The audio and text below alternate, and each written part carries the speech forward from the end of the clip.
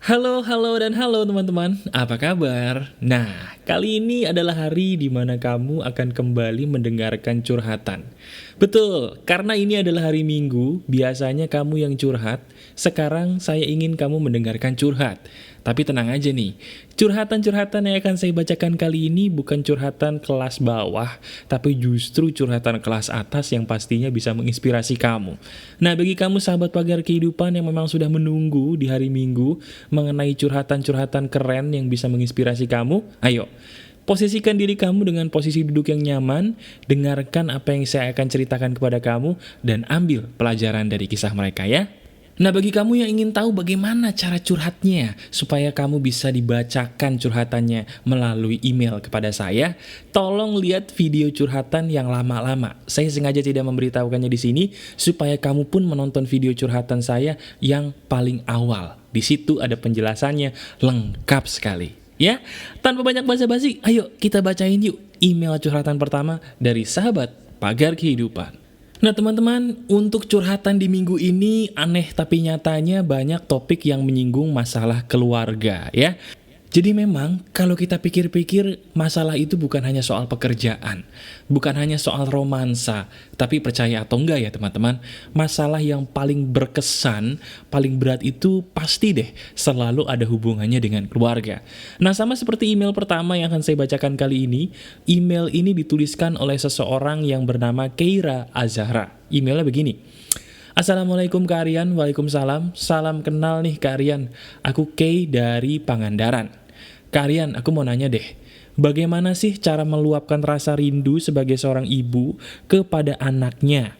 Karena masalahnya begini, anak saya sengaja dipisahkan oleh saya karena suami saya atau mantan suami saya ingin membuat saya menjadi depresi. Jadi anak saya diambil oleh mantan suami saya dengan tujuan ingin membuat saya menjadi depresi. Nah, bagaimana caranya saya untuk bisa meluapkan rasa rindu sementara anak saya tidak ada di samping saya? Tolong bantuannya. Terima kasih Kak Aryan, sukses selalu buat pagar kehidupan dan semoga harapan dan cita-cita pagar kehidupan untuk selalu menolong banyak orang tercapai. Amin. Oke. Terima kasih doanya. Jadi begini teman-teman, ini masalah yang mengawali curhat kita nih agak unik nih. Jadi kali ini masalah ini dialami oleh seorang ibu di mana dia telah bercerai. Nah cuman begini teman-teman, yang membuat masalah ini menjadi berat sebenarnya bukan perceraiannya, tapi justru mantan suaminya yang mohon maaf agak sedikit kurang normal yang menginginkan anaknya putus silaturahmi dengan ibu kandungnya. Nah si ibu kandung ini merasa depresi, bagaimana dong cara saya bisa kembali melepas rindu kepada anak? Nah kalau saya disuruh ngasih solusi, ini sebenarnya sudah masuk ke dalam pelanggaran hak asasi manusia. Karena begini, secerai-cerainya orang tua itu harus memberikan sang anak hak yang tepat. Sekali lagi ya, anak harus mendapatkan haknya. Nah hak dari anak itu yang paling dasar adalah kasih sayang dari kedua orang tuanya. Bener nggak teman-teman? Iya kan?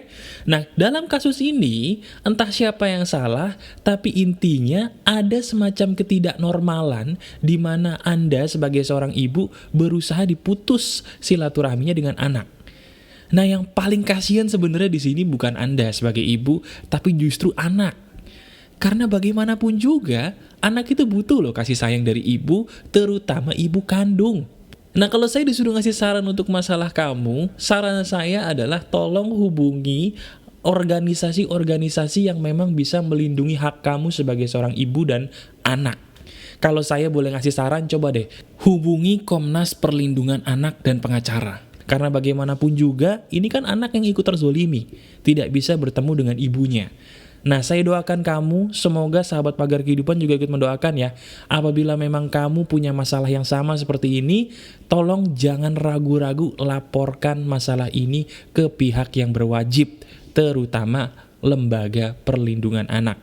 Ya, jadi gitu ya. Jadi untuk masalah pertama ini saya tidak bisa ngasih input atau saran lebih jauh selain mendoakan sekaligus menyuruh kamu laporkan ke pihak yang berwajib karena memang itu loh satu-satunya jalan untuk mendapatkan keadilan, ya. Jadi kita doakan ya sahabat pagar kehidupan, semoga masalahnya cepat beres, dan bagi kamu yang punya kasus sama seperti ini, tolong jangan ragu-ragu untuk memperjuangkan keadilan bagi kamu dan anak kamu.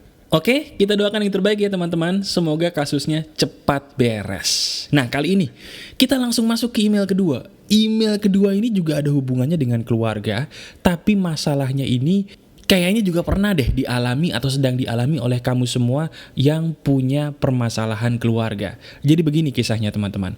Email ini ditanyakan oleh seseorang yang berinisial IK. Isi curhatannya adalah seperti ini. Selamat malam Mas Aryan, salam sukses. Begini, saya punya permasalahan keluarga yang cukup pelik. Jadi saya punya seorang ibu yang punya pasangan lagi. Pasangan dari ibu saya ini masalahnya bukanlah pasangan yang menurut kami sebagai anak-anaknya bisa menjadi pasangan yang baik buat ibu kami. Nah permasalahannya, kami sudah sering menemukan bukti bahwa pasangan baru dari ibu kami memiliki sebuah perilaku yang tidak baik. Salah satunya pernah pada suatu waktu kami memergoki bahwa dia memakai obat-obatan terlarang. Waduh, nah celakanya kalau kami membicarakan hal ini kepada ibu kami bukannya justru membela kami sebagai anak-anaknya, masalahnya justru beliau membela pasangannya mati-matian. Nah yang terjadi adalah bukannya masalahnya bertambah beres atau ketemu jalan keluar, tetapi permasalahannya justru bertambah pelik karena ibu saya pun tidak mau percaya kepada kami dan selalu membela pasangannya setengah mati walaupun salah. Nah sekarang pertanyaan saya adalah bagaimana caranya Mas Bro supaya saya dan juga adik saya ini bisa segera keluar dari permasalahan keluarga ini, karena bagaimanapun kami mencintai ibu kami sebagaimana layaknya anak mencintai ibu. Tolong berikan jalan keluar supaya kami menemukan sebuah hal yang bisa menjadi jalan keluar bagi permasalahan yang sudah lama ini. Terima kasih sebelumnya, salam sukses, terima kasih, dan terima kasih. Oke. Jadi email dari Ika ini bagus sekali ya. Jadi intinya teman-teman, Ika ini punya ibu, ibunya ini menikah lagi. Nah menikah lagi itu tidak masalah.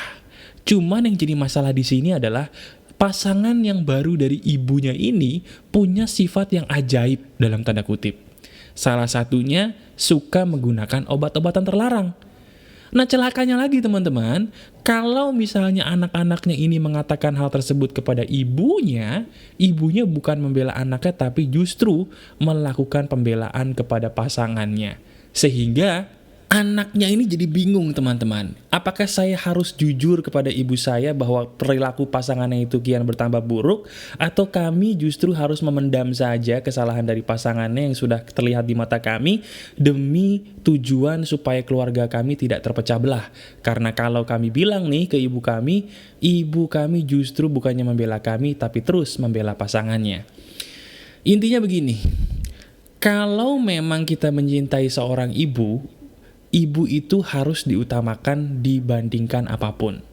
Nah sekarang coba tanyakan dulu ke diri kita sebagai seorang anak nih. Coba tanyakan, apakah kita mau melihat seorang ibu yang kita cintai punya pasangan yang memakai topeng? Saya ulangi sekali lagi, tanyakan kepada diri kita sendiri. Tanyakan, apakah kita mau melihat ibu yang kita cintai punya pasangan yang memakai topeng?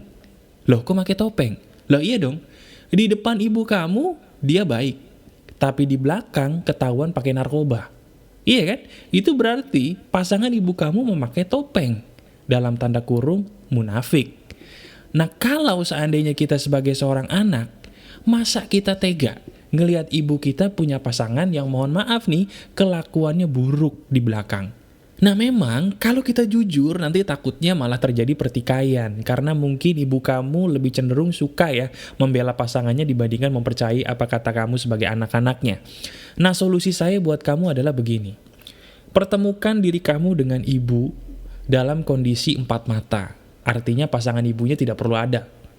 Nah bilang baik-baik tapi dengan kata-kata yang diawali dengan kata-kata begini, Mah, saya tuh sayang banget sama mama.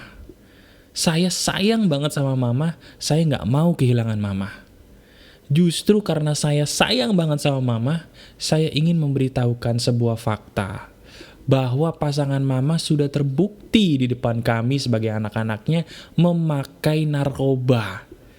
Karena mama adalah orang tua yang kami cintai, kami tidak mau mama punya pasangan yang salah.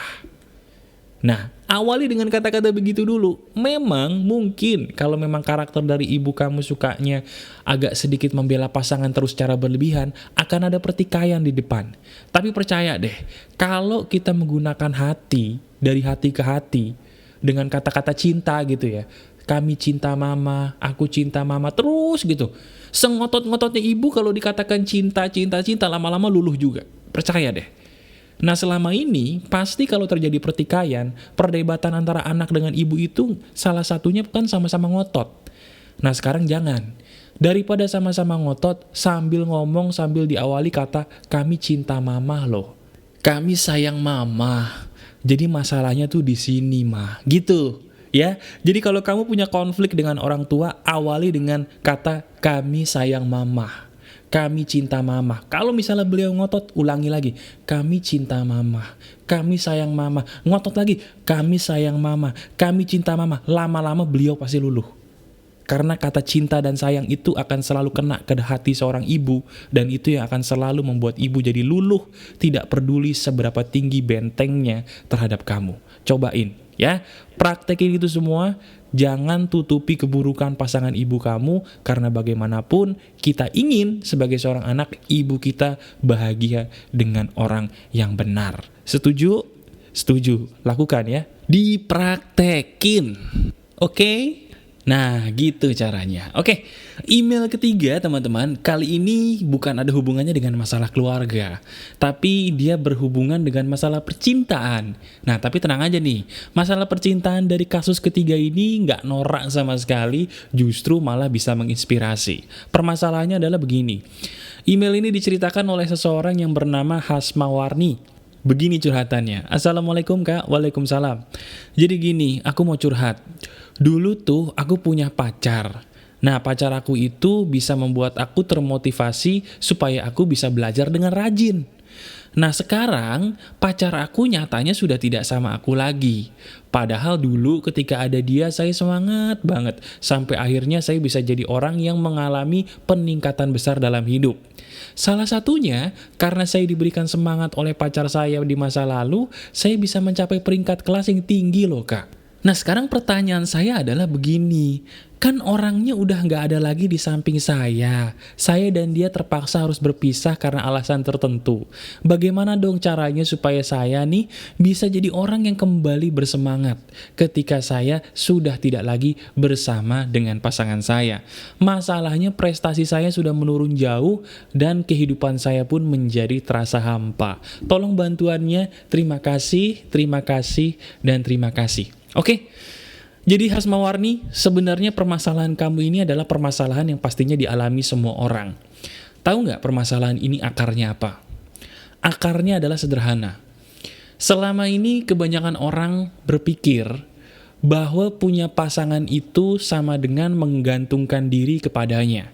Sekali lagi ya, selama ini kebanyakan orang berpikir bahwa punya pasangan itu sama dengan menggantungkan diri kepadanya.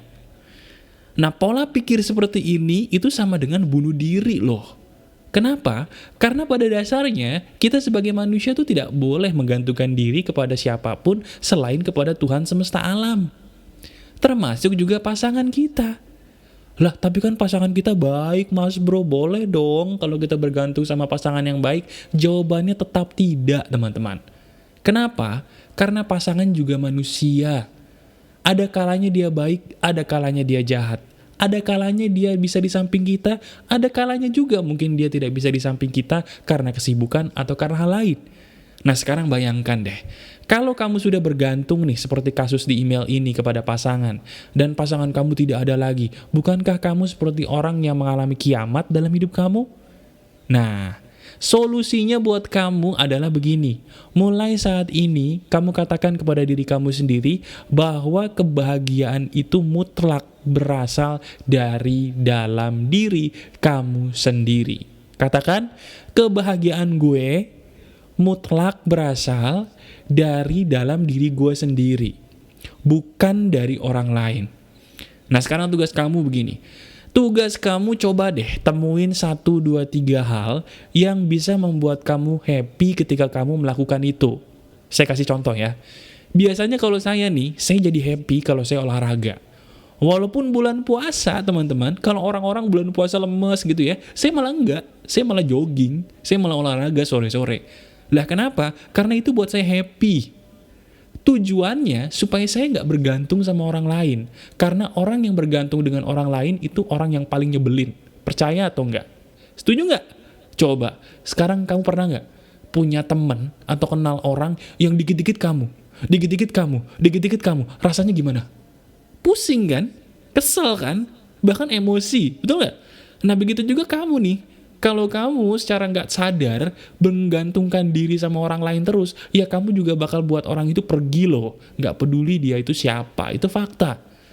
Nah jadi solusinya, coba ikutin cara saya, yaitu temukan 1, 2, 3 hal yang kalau kamu melakukan hal itu, kamu jadi happy. Contohnya kalau saya berolahraga. Coba, kapan terakhir kali kamu berolahraga? Kapan? Nah, coba mulai saat ini, di luar rumah, cari kegiatan olahraga yang sesuai dengan kamu deh. Misalnya jalan cepat atau jogging. Kalau punya duit lebih, bisa fitness, fitness lah. Punya duit lebih, bisa berenang, berenang lah. Intinya olahraga di luar rumah. Itu membuat badan kita jadi happy, dan itu sudah teruji bagi banyak orang. Itu yang pertama. Yang kedua, lakukan hobi. Lakukan hobi. Hobi kamu tuh apa? Kebanyakan orang yang selalu menggantungkan diri sama pasangan, mereka tuh lupa dengan hobi mereka sendiri loh. Bener, begitu ditanya hobinya apa, lupa. Kenapa? Dia selalu dulunya menggantungkan hidupnya sama pasangan mulu. Dikit-dikit pasangan, dikit-dikit pasangan. Ujung-ujungnya dia lupa jati dirinya tuh siapa. Dia juga lupa hobinya tuh apa. Kasian ya. Nah sekarang coba pikirin deh. Sambil kamu aktif di luar olahraga minimal 4 kali seminggu, sambil kamu mikirin lagi, hobi gue tuh apa sih dulu? Nah kamu lakukan tuh hobi. Jadi yang pertama kamu lakukan olahraga rutin di luar rumah sampai keringetan 4 kali seminggu, tambah kamu lakukan hobi. 2 hal ini aja bisa membuat kamu jadi orang yang mandiri tanpa harus bergantung sama pasangan kamu. Ingat ya, kebahagiaan itu mutlak berasal dari dalam diri, bukan dari orang lain. Ingat, berasal dari dalam diri, bukan dari orang lain. Kalau kita bahagia, jodoh pun akan datang, teman-teman yang baik pun akan datang. Kitanya dulu bahagia, baru mereka datang, bukan sebaliknya. Oke? Lakukan ya. Coba lihat deh hasilnya, praktekin. Nah teman-teman, ini juga email berikutnya keren banget nih. Email ini kayaknya juga mewakili kamu semua yang punya permasalahan dengan depresi. Betul sekali. Pertanyaan ini penting harus kita bahas kali ini karena berhubungan dengan masalah depresi yang kayaknya nih banyak di antara kamu ya sedang mengalaminya atau mungkin pernah mengalaminya cuman karena pagar kehidupan udah mulai mendingan ya. Amin. Nah email ini diceritakan oleh seseorang yang bernama Aya. Emailnya begini, Assalamualaikum Mas Aryan, aku lagi depresi. Tolong berikan saya sebuah solusi yang bisa membuat saya lepas dari depresi ini. Maaf email saya cukup segini saja karena saya memiliki hidup yang kacau. I feel useless. Saya merasa tidak ada gunanya dan tidak ada sama sekali yang mengerti diri saya.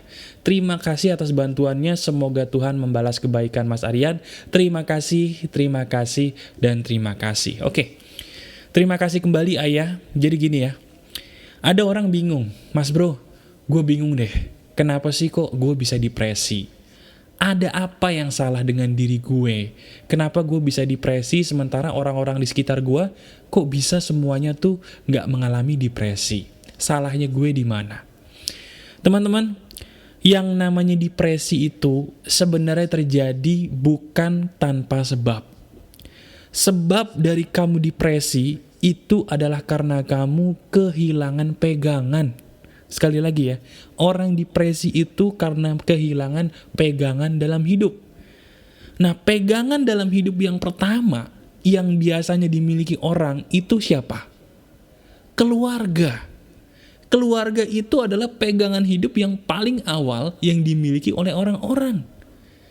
Kalau keluarganya berantakan, pegangan hidupnya rapuh, cenderung manusia menjadi stres, dan kalau stres nggak diobati, jadi depresi. Jadi depresi itu adalah stres stadium lanjut, stadium akut. Nah, permasalahan kamu nih ayah, saya bisa tebak, pasti keluarga kamu mohon maaf bermasalah ya. Karena nggak mungkin orang yang keluarganya baik, dia depresi. Nggak mungkin. Rata-rata keluarganya hancur, keluarganya rapuh, dirinya pun rapuh. Betul apa enggak?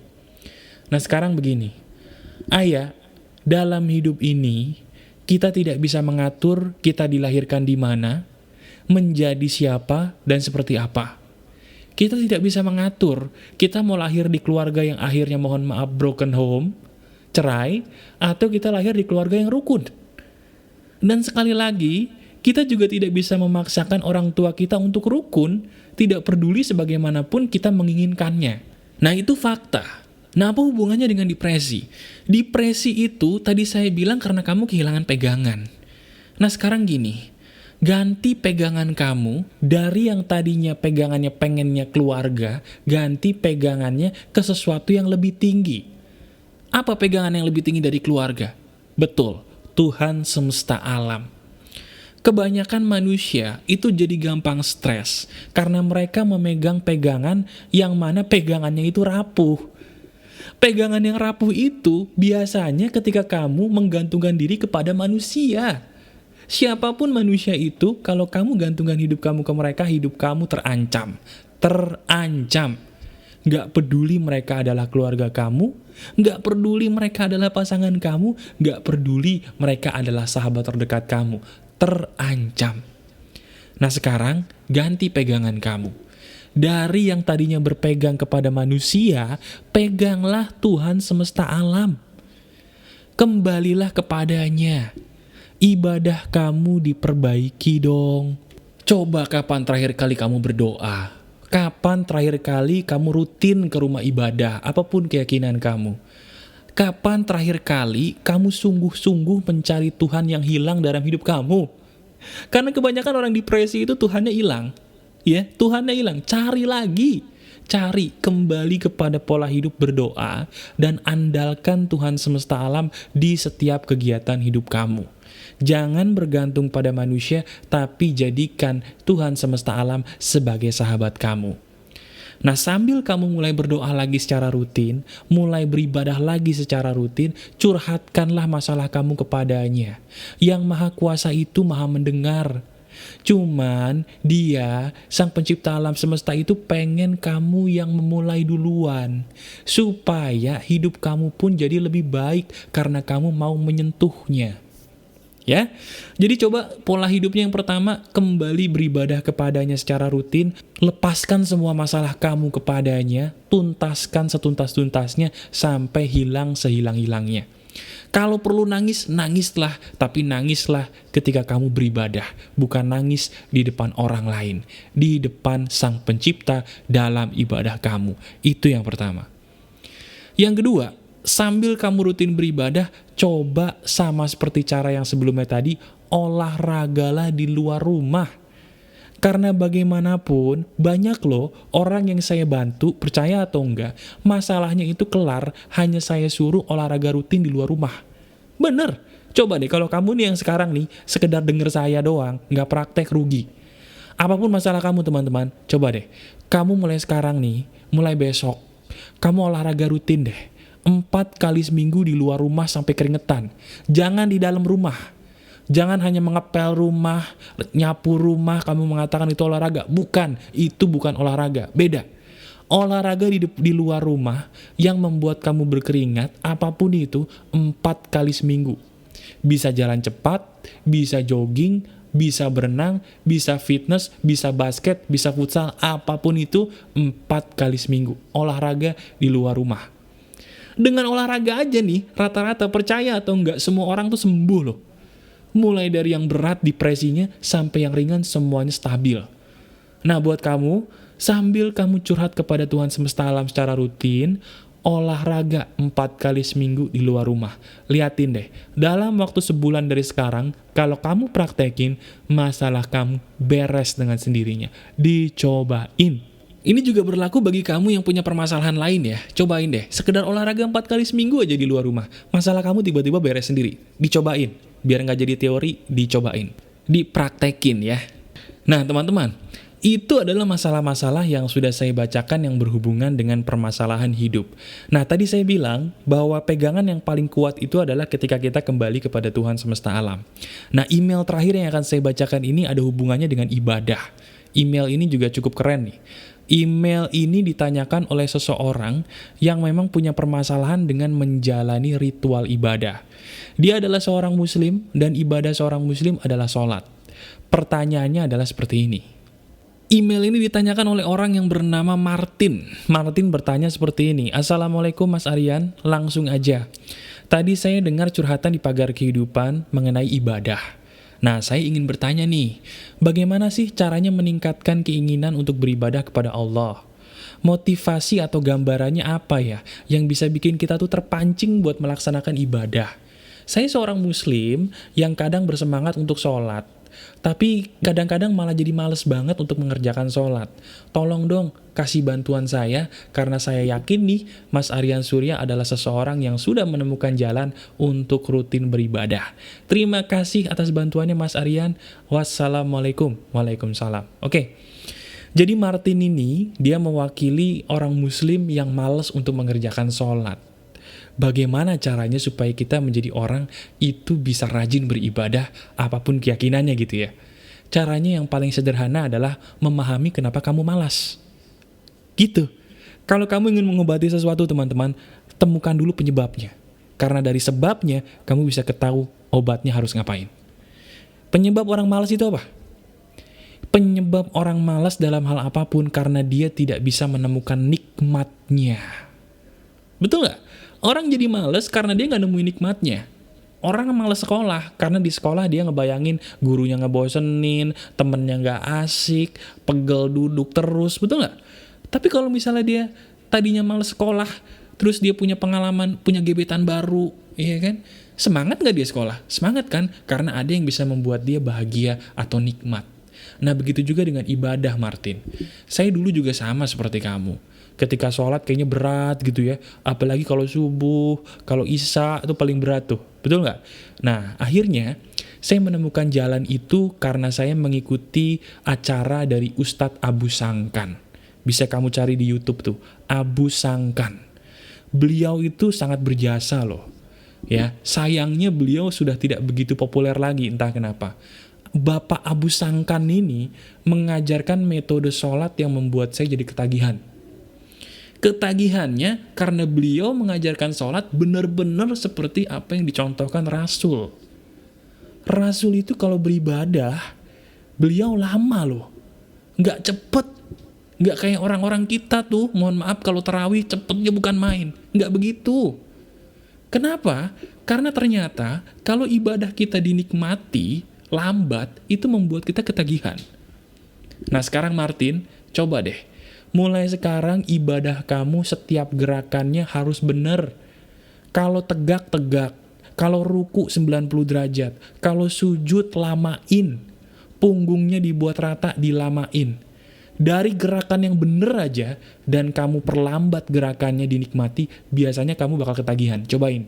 Nah saya juga punya cara tambahan nih. Cara ini juga diajarkan oleh Bapak Abu Sangkan dan sudah saya modifikasi sendiri. Caranya adalah, selesai kamu mengucapkan doa, ketika ibadah sholat, baik itu Al-Fatihah maupun surah-surah yang pendek, kamu katakan dalam hati ya, di dalam dada, katakan Allah. Allah gitu. Allah. Ketika ada di dadanya Allah, Allah, Allah, itu membuat kamu jadi khusyuk. Ya, nanti dari situ tiba-tiba ibadah kamu tuh jadi seolah-olah menyatu gitu dengan apa ya, dengan frekuensinya ilahi itu kerasa nyatu. Kalau dijelasin kata-kata susah. Yang penting, yang pertama, perlambat gerakannya. Yang kedua, benerin gerakannya. Yang ketiga, pahami sebisa mungkin arti dari bacaannya. Yang keempat, selalu katakan Allah di dalam dada ketika kamu melakukan gerakan sholat. Itu aja. Itu yang saya lakukan dan itu berhasil membuat saya jadi ketagihan sholat walaupun tidak ada yang mengingatkan saya untuk beribadah sholat. Saya bisa kamu pun semua pasti bisa ya. Nah, bagi kamu yang beribadah dengan keyakinan lain pun begitu. Coba temuin kenikmatannya, cuman kamu yang bisa. Cari kenikmatan ketika kamu beribadah apa, ingat-ingat itu terus, maka kamu pun akan menjadi orang yang rajin di dalam beribadah. Oke? Nah, gimana teman-teman? Kayaknya kita cukup menarik ya pembicaraan di hari ini. Udah 30 menit nih, tandanya kita udah harus berakhir. Teman-teman, dari email yang saya bacakan di hari Minggu ini, kayaknya cukup banyak orang-orang yang berhubungan dengan masalah keluarga dan spiritual. Dan orang-orang itu cenderung lupa ya, bahwa kita sebagai manusia, sesungguhnya manusia itu harus dekat kepada Sang Penciptanya sebelum dia memutuskan untuk dekat kepada manusia. Nah, manusia modern itu penyakitnya depresi, sama seperti kamu suka depresi, karena kamu lupa bahwa kita nih harus kembali kepada yang menciptakan kita dong, bukan kepada orang siapapun mereka. Nah, oleh karena itu, ayo, mulai saat ini kembali yuk kepada Sang Pencipta. Jangan sia-siakan hidup yang kita punya untuk menjadi orang yang salah tempat bergantung. Kembalilah kepada Sang Pencipta alam semesta dengan ibadah dan banyak berbuat baik, maka hidup kamu pun pasti akan jauh lebih bahagia. Dan ingat satu lagi, kebahagiaan kamu adalah ketika kamu bisa membahagiakan orang lain dengan perbuatan baik. Dan perbuatan baik itu adalah salah satu hal yang harus selalu kamu kejar sambil kamu sibuk menyembah Sang Pencipta alam semesta. Lakukan itu semua ya teman-teman, dan lihat hasilnya dalam hidup kamu. Masih ada saya Aryan Surya, sahabat kamu dari Pagar Kehidupan. Tetap keep spirit, keep sharing, and keep loving. Bye-bye.